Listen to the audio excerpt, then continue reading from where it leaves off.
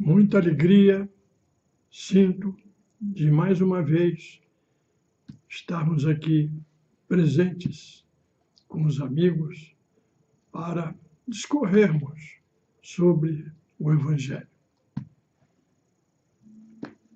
A palestra de hoje pode significar um segundo adendo, que já fizemos outro anteriormente, a gravação número 1.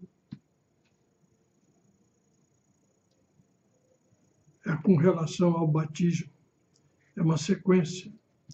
Só que vamos ter como objeto uma desmistificação da figura do Divino Espírito Santo, simbolizada por um animal, uma pomba. Isso não está correto, de acordo com a Bíblia original, a Vulgata Latina, que foi confeccionada no século IV, como já tivemos a oportunidade de esclarecer, por ordem do Papa Damásio I, encarregando um grupo de teólogos para reduzir todo o escrito da Sagrada Escritura, que era em hebraico, aramaico, grego, em latim, que é a língua oficial da Igreja Católica. E assim foi feito. E eu estou, hoje, me baseando exclusivamente para essa demonstração no original dessa Vulgata Latina.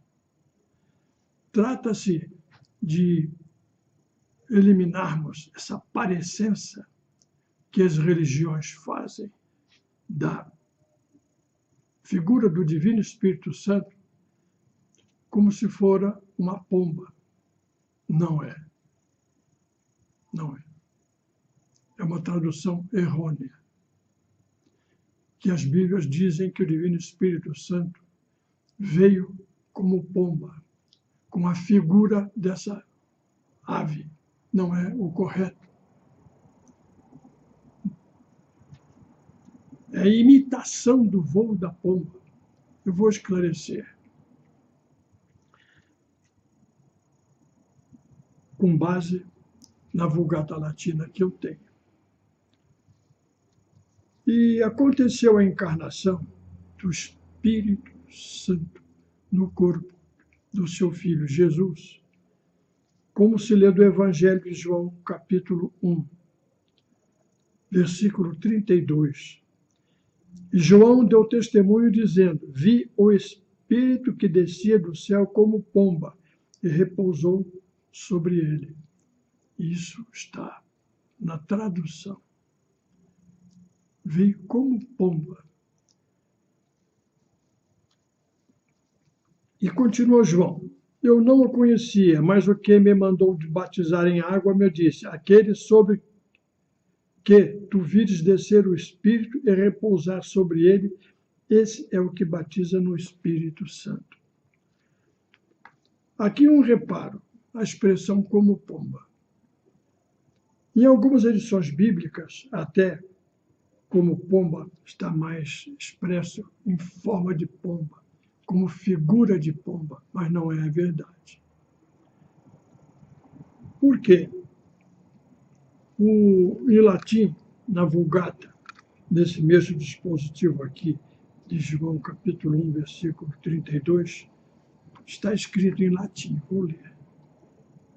Et testimonium per hibut Ioannis disseis, quia vidi spiritum descente quasi, volta essa palavra, quasi, columbam de cielo, e mancit super eunt.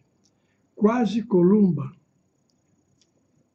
as Bíblias têm traduzido como pomba. Mas a palavra quase, em latim, tem outro significado.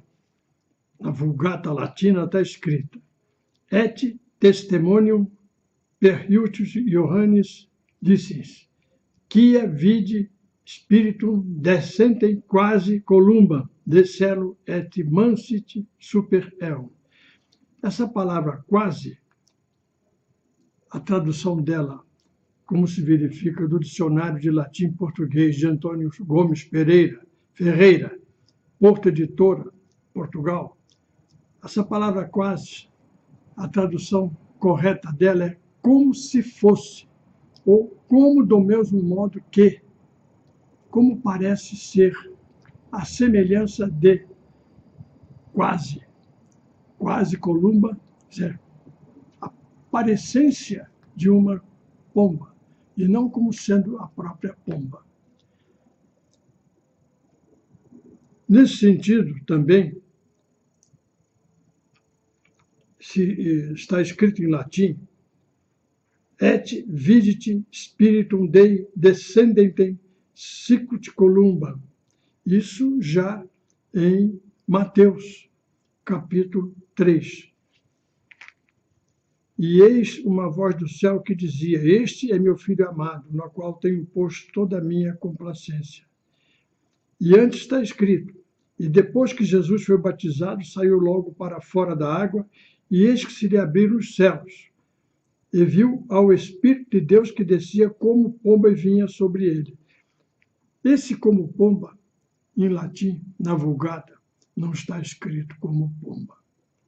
Está escrito, et vidit spiritum Dei descendente, sicut columbam. Sicut também tem o mesmo significado de quase, como se fosse, como poderia ser, e não como sendo o próprio bicho, pomba.